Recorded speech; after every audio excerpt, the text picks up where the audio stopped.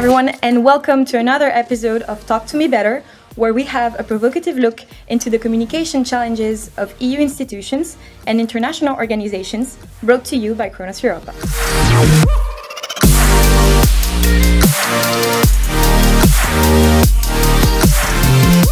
My name is Valériane, and I'm going to be your moderator today. So let me pave the way for you. In the 19th century, research conducted by French scientists Broca and Wernicke concluded that our brain is divided in two different parts when it comes to language.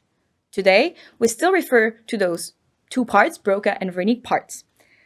Broca's area is for the production and articulation of the words, so the creation, while Wernicke areas is more for processing and perceiving spoken words, so more rational, more logical. In the common jargon today, the left brain is often associated with logical and rational reasoning, while the right brain is more intuitive and emotional. This would suggest that some people use one side of their brain more than the other, and that led to refer to people as more left brain oriented or right brain oriented. But on the contrary, some says that we need both logical and creative thinking for effective communication and problem solving.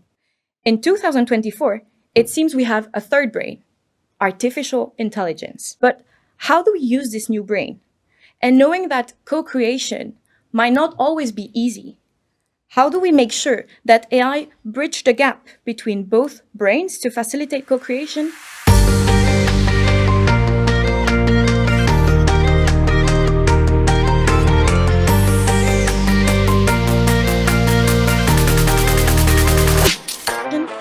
Well, luckily we have three experts around the table today to answer those questions. Heavy, hi. Hi. Can you maybe start introducing yourself, who you are, what you do? Yeah. My name is Evie. I'm the owner of OKWhen. OKWhen is a remote worldwide agency with a conscience. So what that means is basically that we're a family of artists and digital experts that are basically in every part of the world, and we're delivering creative services to bigger in-house teams, bigger agencies, also good causes, NGOs, institutions, activists. And the remote part, it means that basically we're doing this probably semi-naked from a beach somewhere. So yeah, I have basically 12 years of work experience in digital communications, 7 of which related to EU political campaigns. And I identify as both left and right brain person, which basically, it means that I use logic, but I also really appreciate creativity. That's actually my role in the company, except from doing admin stuff and collecting karma points. I am actually the creative strategist of OKWhen. So yeah, it's kind of a hybrid, combining the critical thinking of an analyst and the creative intuition of a marketeer. Very curious to know how you balance being 50-50 left and right brain, but we'll see that. Hi, Fiona. Hi. Thank you for being with us. Lovely to be here. I'm basically 100% right brain. I use a calculator to just add up single digits. So my name is Fiona Passantino. My company is called Working Humans. I'm a public speaker, trainer, and I teach humans how to work with AI in their professional environments. And AI is a wonderful tool for me with no left brain. But actually, we find that AI is helping people who are left-brained with their right brain augmentation as well. So I'm very happy to be here. Thank you very much, Fiona. Alberto, hi. Hi, Valériane. Can you maybe introduce yourself as well? Sure. My name is Alberto Levi. I work currently as head of growth of communication services at Cronos Europa. But I started my career in communication in a private advertising company. It was a younger Rubicam in Sydney and then in Milan. And I grew up professionally in large advertising agencies. And actually, advertising and creative communication is exactly where left and right brain work, or at least should be working very well, because we have the planning, the marketing insights, the data analysis, and then you need to use creativity, creative ideas to express very specific marketing needs. So thank you for inviting me to talk about this passionate Very debate. welcome.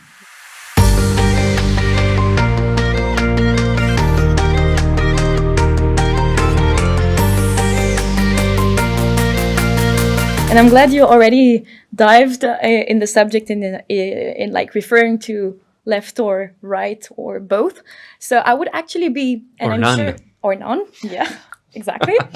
I would actually be curious, and I'm sure the audience is as well, about your definitions of left and right brain. So maybe starting with you, Evie, how do you apply your understanding of left and right brain thinking in your role as a creative strategist? Okay, I really think it's very important to have both. As we mentioned in communications, this is like where these two meet, and it makes perfect sense. So like every strategy should have the data part, the insights, like real, dry data that are the basis for every creative idea. So like you cannot just like think of something because it's trendy. It has to be based on, audience personas and behaviors of this specific audience, and where they like to be online, offline. And this is basically the combination of two is what brings real value and real impact. Yeah, and if you have a team that's mostly like made of just creatives, for example, this is like okay, normal and interesting. But I feel that if you have both, it's like you get a much better result. It's like 1 + 1 = 3, not 2. So if you combine this two, you're gonna really punch way above your weight. Especially as a small agency, this really helps us to collaborate well between the two profiles. Fiona, is this the definition that you would teach to non-technical professionals when referring to left and right brain, the definition that Evie gave? Well, maybe I'm not an academic, but the way I understand left and right brain is the right brain is the creative, intuitive, emotional part of your brain, and the left brain is the logical, process-oriented part. Like when you're putting together your IKEA furniture, you need the left brain to follow the steps and to understand, the details of the screw and this thing, And then the right brain is the one that imagines the table put together in your room, how it will look, and where it should be placed, and so on, and the feeling that you get behind it. As Evie said, both are very, very important. You can't have any functional human process that doesn't combine these two. Alberto, is this also something you're convinced like combining those two is necessary in the context of communication? Absolutely, and I would like to come back to your example of the IKEA, because I never was able to build any IKEA on my own, apart from very simple things, then broke after 5 minutes. So I will use that again. But I'm also I don't believe in this dichotomy. Left and right brain seems to me a bit like a schema, okay, to describe things. But for instance. But it has some truth, because we can indeed refer to a bit more emotional or more logical way of behaving, and I can refer to my job, especially in previous roles as a project manager of communication projects. Sometimes when you are working with creatives, art directors, copywriter, the project manager is the one who needs to bring a bit the logic in the process. Guys, there are deadlines. There's the brief that we need to follow. So you end up like applying this logical contribution to a creative process. Instead, when I was presenting creative ideas to the client, pitching creative ideas to the client, I was impersonating the creative side, the agency. And so I was trying to help the client imagine the final result. So you always, especially in our business, in our industry, the capacity to go, sometimes to use more to the right or more to the left, I think it was bring the sparks, and that 1 + 1 = 3. I like that very much. And are you not believing in this dichotomy also because you see some misconceptions regarding left and right brain still in the context of definition? Thank you. That's a good question. I think that this dichotomy sometimes is pushed a bit too far, and puts people on people think to put themselves into boxes. For instance, a creative person think that because they are so right, that whenever you talk about budget or about timing, they go like, oh no, I'm so creative. I cannot talk about these things, or I don't understand these things. Like, which is not true. Vice versa, when you are a left brain, or like we work in Cronos Europa with IT developers, really geeks, you know? And they think, oh, I'm left brain. But yeah, okay, but you have fantasy imagination. So don't block yourself because of your role to think that as soon as you're using a behavior that is not required, you are wrong or you cannot say your opinion. Because to say 1 + 1 = 3 means there needs to be a conversation. And everybody has its role, but you need to step a bit as well and understand the other person. So that's why the dichotomy itself can always sometimes bring to not the best result. Avi, you wanted to say something? I really wanted to say that, like, we have been there though, right? Like, it happened to you that you had to, because I also work, as I'm trying to bring those two together, and like I'm the person in between. I'm also the person that talks to the client. So, but it happened to you that, like, it's like they speak two different languages sometimes. Yeah. So it's exactly, I feel sometimes I have to be bilingual to actually understand both completely. You really need to, because sometimes you have the two extremes, and I actually like working with the two extremes. It means that if someone is so into data, they actually are great at their job. They know how to ask the right questions. They will figure out this one thing that I wouldn't figure out because I'm not, super specialized. And also, like, if someone is really, really creative, they will lock themselves up in a room and then come out with this brilliant idea. So, you know what I mean? It's nice to be both. There's vulnerability in being both. I mean, it helps when you have like client-facing roles, or when you're in institutions. Like, I worked at the Parliament and the Commission before, in social media teams where, like, I actually had to use both. But I mean, I really like working with specialists, and sometimes it's hard to manage them, but there's value in being, very creative and very analytical, and having this two in the team, and not having like everyone, like me, I need to have different people. That's where you find the value. Can I just add to that? I love what you're saying, Evie. Let's just say, in my experience, either extreme, the left or the right, is not exactly client friendly. So the extreme left brain, the extreme right brain tend to be very focused on themselves, very self-absorbed in their specialization, let's say.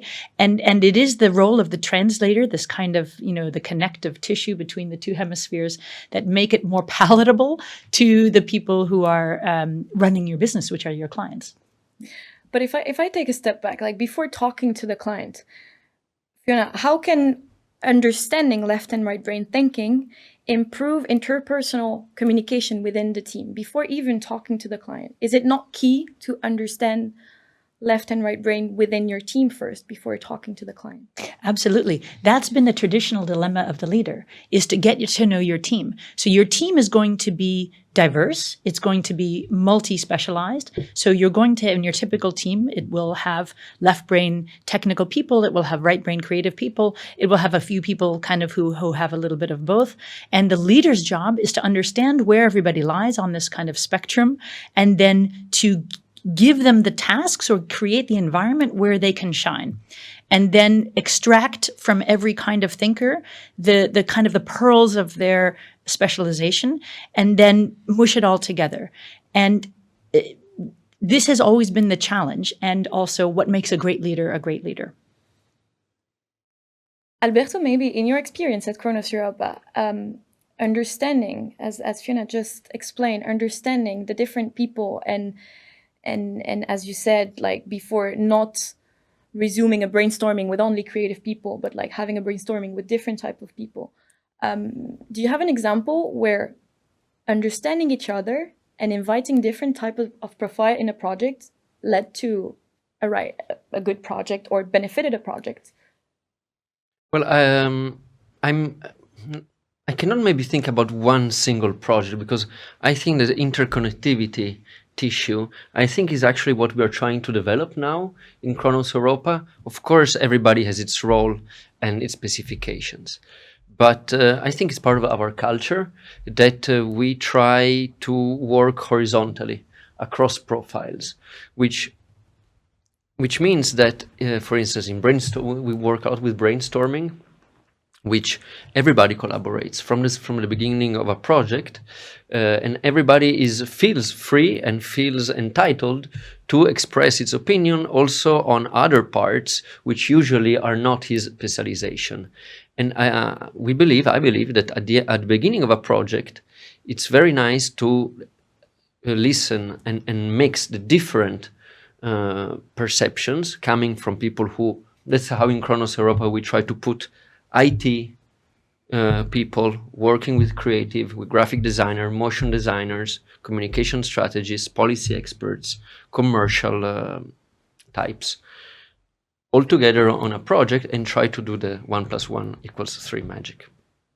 Yeah, it sounds very complicated. Like your team sound much bigger than mine. Like mine might be, analyst, paid media expert, copywriter, creative director, designer. Like they're smaller. Well, depends. Depends from what project we do. I believe, okay, yeah. I mean, it's the more people there are, more roles there are, the more complicated it gets. But Yes. yeah. You're right. So coming back to the complication, to know who to address at a certain moment along the process, if it's more creative or more logical person in front of you, and also depending on the role, it helps. That's why classical advertising theory goes through a very defined process to come up with a creative idea.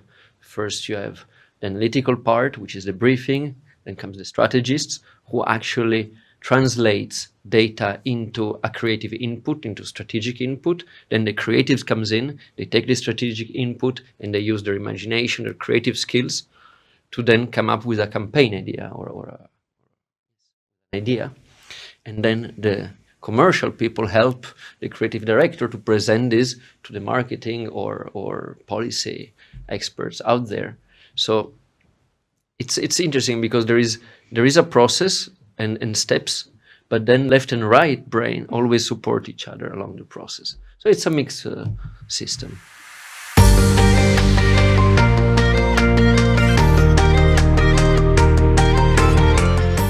Alberto, before going to the process of how the marketing and creatives and everyone collaborates together, I'd like to ask you the question. Whenever all the people, let's say they're all in the meeting room and they're ready to brainstorm and start a project with the client, what are the main challenges that you would feel regarding this theme of like collaborating with right and left brain? What are the main challenges you would directly see from scratch? Maybe it's not only about left and right brain also, because I said this dichotomy might be a bit old in my view, but it's about behaviors. So how people react to the information you're giving them, both verbal and non-verbal type of information.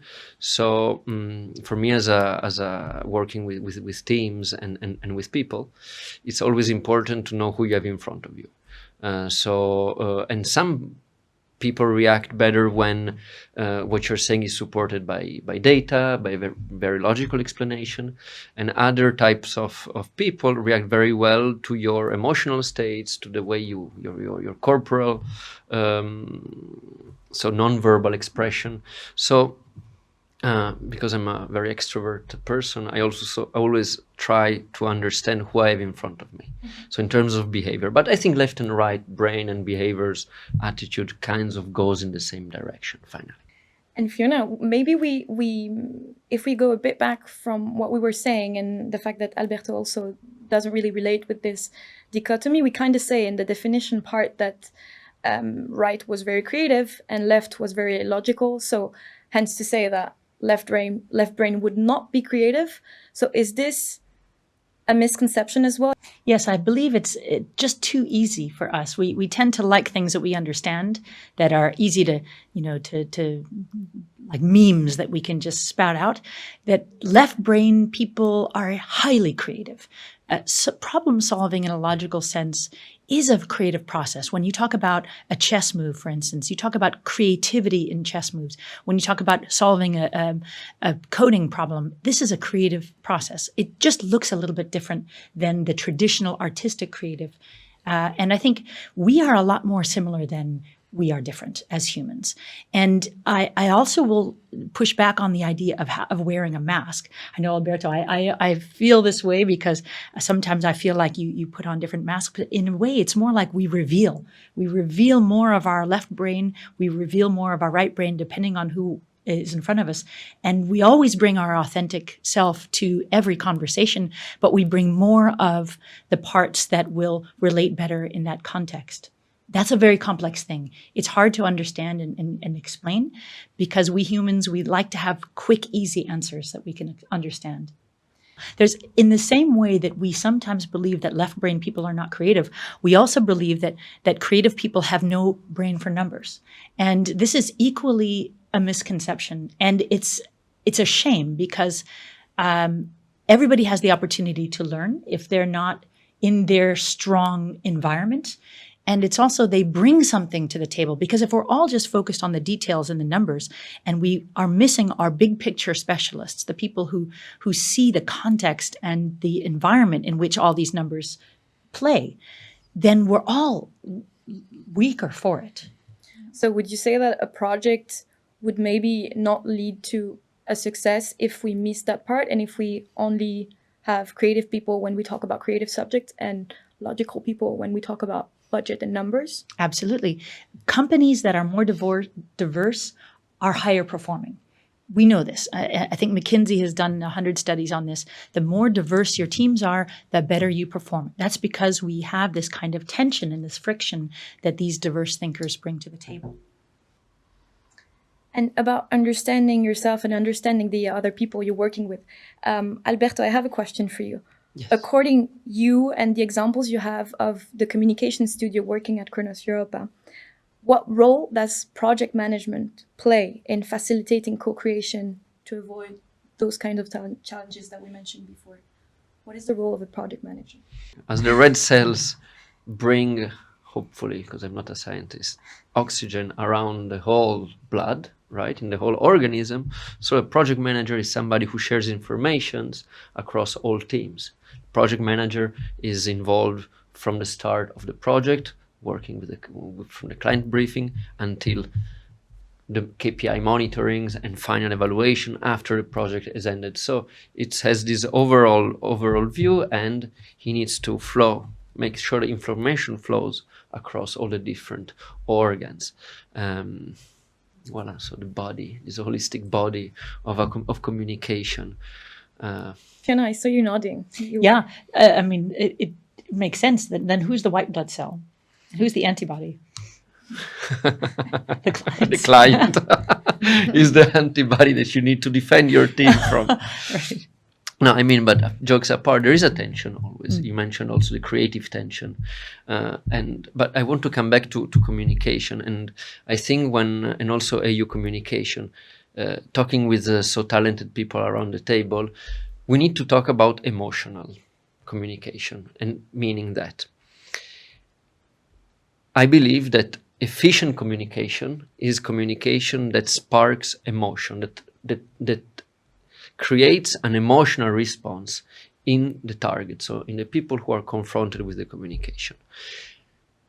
Even serious communication, policy communication, done by the European Parliament, European Commission, European institutions, to be effective and to create a response from the citizens, need to have an emotional charge. An idea is something that creates an emotional bond. Once you create an emotional bond with a person, it sticks with you. And that's what we're trying to do, all as a European communication professionals, to create this emotional bond between the institutions, who by definitions are immaterial, cold, theoretical structures, and citizens who live day by day with their problems, their dreams, their hopes. So why I keep working in advertising and communication is exactly that tension between highly abstract, commercial, or political objectives and the emotions that it can create in everybody. That's the thing. The whole point of starting the agency was, I also, like Alberto, like I also worked in big advertising agencies before, and like, you know, you appreciate this creativity, the big ideas, and, you know, there's a huge gap between like political communications, this dryness, seriousness, and, you know, hip brands. So we're trying to bridge this gap by actually offering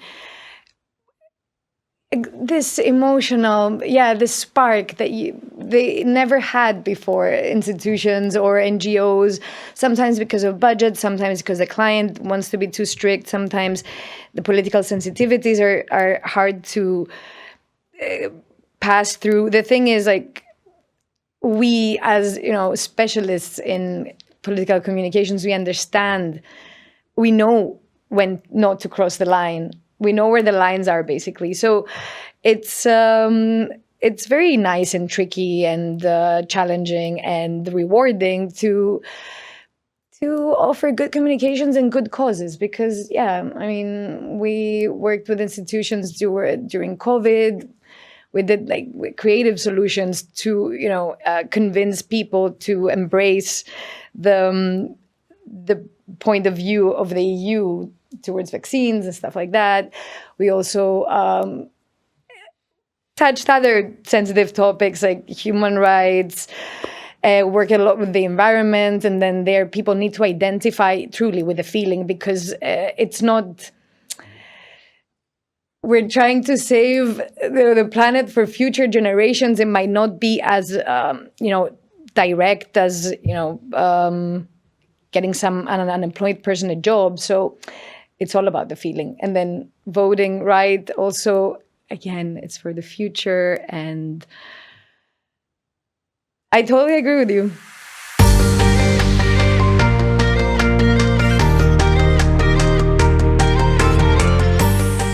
I'm wondering, we said it in the introduction that AI was kind of our third brain. So now we have something additional to consider. And maybe my question would go more to you, Fiona. How can non-technical professionals leverage AI to facilitate better co-creation, even though in some cases co-creation is easier than others? But how do we leverage AI to make this more easy? Yeah, Valerian, you said it exactly. Co-creation. That's the model. Co-creation is whatever kind of brain you are, there is an AI for that. So there's either a brain of a part of AI that will allow you to become more balanced as a left brain thinker or as a right brain thinker. And there are certain tools that are better for each. But even if you use the standard tooling that's available for everybody, each tool has aspects of both. So yes, it's a great thing for all of our communication styles in the future. And how would you define AI right now? Is it more left brain oriented, the AI in general? Would it replace our left brain for now? AI is a mirror. It's us. It uses our own data. So it's only there based on what we feed it. And right now it's being fed all of our let's say the collective output of human culture. Until now, it's a lot. And it's like humans, it's a mix of our output is left-brained and right-brained. There's a lot of data. There's a lot of hard information. There's a lot of emotional, creative, soft information in there too. It's a mix. So therefore, our AIs, which is based on probability and creating a sentence that ends in the most logical way, based on the data that it's fed, the outcome is all types of brains, because that's the food that these models have. So when you are asking, let's say you're querying a model, you can query it to do an emotional creative task as easily as data analysis and parsing. Fiona, according to you, is it more easy for right-oriented people to use AI nowadays, today? No, actually, I think it's probably more intuitive for a left brain thinker to use AI because these are tools that, let's say, a coder or an IT professional might be more inclined to use anyway. I think about 92% of all coders use AI tools to write code, and currently 55% of our code is written by AI. So it's more than 50% of all the code that's out there. If you compare that to a creative worker, I'm not sure those numbers are going to be as high. I know that there's a 55% savings in coders. So let's say the left-brained worker using AI has enormous savings, time savings. And I think it's a little quick to say that these tools are really augmenting the left side of our brains, because anybody who's worked with these kind of image generation tools like Midjourney, highly creative. It's just a non-human form of creativity that we haven't quite yet understood or placed in our own minds.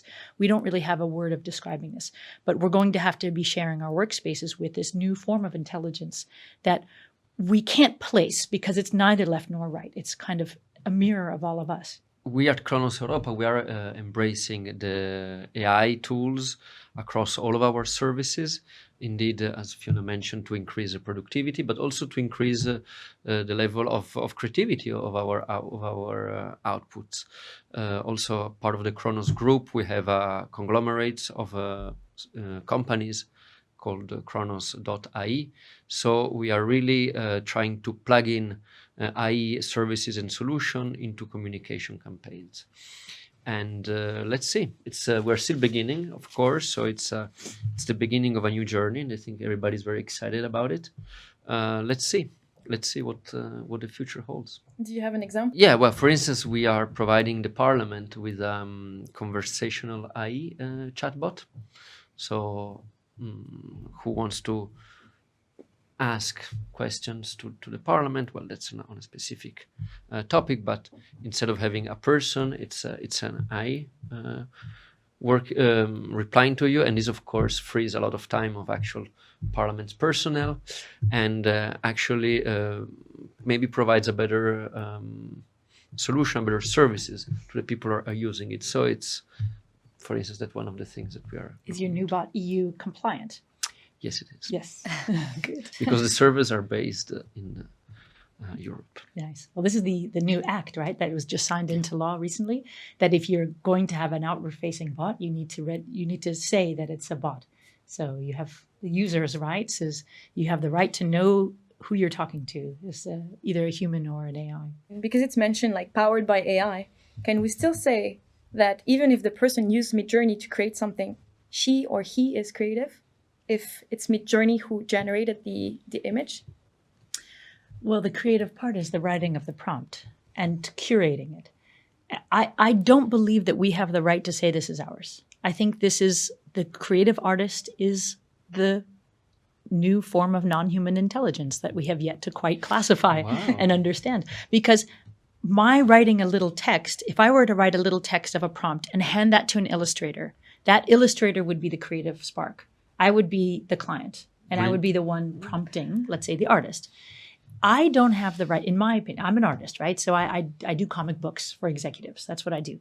My work process now is I combine, I use AI to create the basis for backgrounds, which I'll then augment and so on. I feel like that's my work. But if I were to write a prompt and out comes an image, and I take that image without any kind of adjustment and I put that on some, annual report that I'm making, that's not my work. Somebody else did that work. This is an AI that created this. My creativity is the prompt that I wrote. And maybe I wrote one word, llama. Does that make me an artist? I don't believe so. Okay, well, it doesn't make you an artist, but I think that there's nothing more creative than prompt hacking. Like it's an actual thing. Algorithms keep evolving, so we have to keep up with writing the right prompts. And then, of course, if you write one image, one sentence or one word, then you'll get the same result. The whole point is to put there like your brand's tone of voice, this special thing that you're looking for. I mean, every company, I believe they should have their own library of prompts and, things that they figured out by testing algorithms. And yeah, I think you can be really, really creative with writing exactly what you need. And then you can claim it as your own because it's your description of what you're looking for. And maybe you just create something that doesn't even exist, not even in the imagination of someone, not like describing a person, but really you can just create something out of nothing through these tools. Can I just say, if in that case, to go along with your argument then, to me that's a briefing. So prompt engineering, I would see that as a client briefing an artist, right? So if I'm a really good prompt engineer or a good prompt hacker, as you say, then I'm creating a briefing for my artist AI. But that doesn't make me the artist. I can be really good at it and very creative at writing the brief, but does that make me the artist? I still believe that the artist is the artificial intelligence. Maybe we should invent a new role in communication agencies, the prompt director. The prompt hacker. Calling with the art director and the copywriter, you have this prompt engineer or prompt director helping to, well, I'm thinking about Photoshop. Art directors, previous to Photoshop, art directors were working like in the 50s, the 60s, the 70s with they told me, so I was not there. They actually designed things with a pencil. Then Photoshop came, and InDesign and softwares. So and now is it still an on artist? Photoshop, you just write things and it's created. But an art, you would not say that an artist using Photoshop is not an artist because it uses Photoshop. You would say it's a Photoshop artist. So maybe when you use AI, you are an artist. You are an AI artist using Midjourney as your software to express your art. I think it liberates actually the art. Now we're maybe going to philosophy, but like it allows people who don't have the maybe the skills, the technical skills to express their creativity. It gives them a tool that does it for them. Yeah. And I think that's great for independent small agencies because it can increase the output, but also allows larger companies and communication agencies to go one step beyond what it's usually been done. So I agree. I think the difference between the tools of like an artist using Photoshop and prompt is the big difference is it's generative. This technology is generative, which means it's creating, it's making something. All of those tools that we've used in the past, Photoshop, Illustrator, CAD design, none of them actually made anything. They were just tools, and you still needed the artist, let's say the designer, the renderer, to carry it, to create the actual final piece. The big difference between AI now is that it's actually doing the generative part.